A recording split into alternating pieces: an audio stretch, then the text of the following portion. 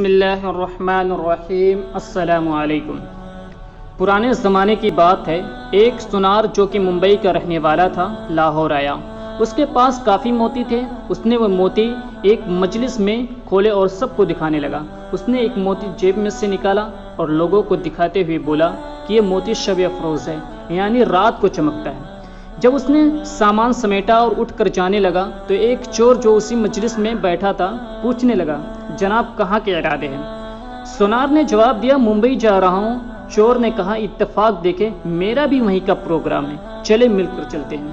یہ سونار بھی سمجھ گیا کہ یہ میرا ہمسفر نہیں بلکہ اس موتی کے پیچھے ہے، لیکن سمجھدار تھا، کہنے لگا آؤ چلتے ہیں۔ دونوں مل کر چل پڑے۔ سارا دن سفر کیا اور شام کو جب سونے لگے تو چور نے اپنی واسکٹ وغیرہ جو قمیض کے اوپر پہنی ہوئی تھی اتار کر علیحدہ ایک جگہ پہ لٹکا دی۔ سونار نے وہ موتی اپنی جیب سے نکالا اور نظر بچا کے وہ قیمتی موتی اس کی جیب میں رکھ دیا اور خود بے فکر ہو کر سو گیا۔ اب یہ چور رات کو اٹھا اور اس کی جیب، اس کا سامان سب دیکھنے لگا، لیکن کہیں بھی موتی نہ ملا۔ آخر وہ سو گیا۔ صبح اٹھتے ہی سونار نے نظر بچا کر وہ قیمتی موتی اس کی جیب سے نکال کر اپنے پاس رکھ لیا۔ جب چور اٹھا تو اس نے ناشتہ کرتے ہوئے سونار سے باتوں باتوں میں پوچھا کہ وہ تمہارے پاس وہ جو قیمتی موتی تھا وہ کہاں ہے؟ رات کو چمک بھی نہیں رہا تھا۔ سونار نے موتی جیب سے نکال کر دکھایا اور کہا کہ یہ تو میرے پاس ہے۔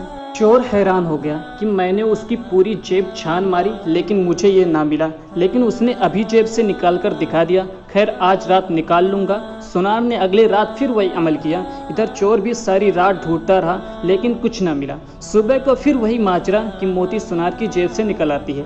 یہی کام 3 سے 4 دن چلتا رہا۔ آخر چور نے ایک صبح سونار سے کہا کہ میں آپ کا ہمراہی نہیں تھا، میں بس آپ کے ساتھ اس موتی کی خاطر آیا تھا۔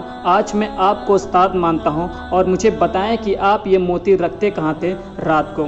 اس نے کہا، میاں تو اوروں کی جیب ٹٹولتا رہا، کبھی اپنی جیب میں بھی ہاتھ ڈالا ہوتا۔ آج ہماری مثال اس چور جیسی ہے جو لوگوں کے عیب ڈھونڈتا پھر رہا ہو اور کبھی اپنے گریبان میں جھانک کر دیکھتا تک نہیں۔ ہماری یہ عادت بن چکی ہے کہ ہم ہمیشہ دوسروں کی غلطیاں ہی ڈھونڈتے رہتے ہیں، کبھی اپنے آپ کو نہیں ٹٹولتے۔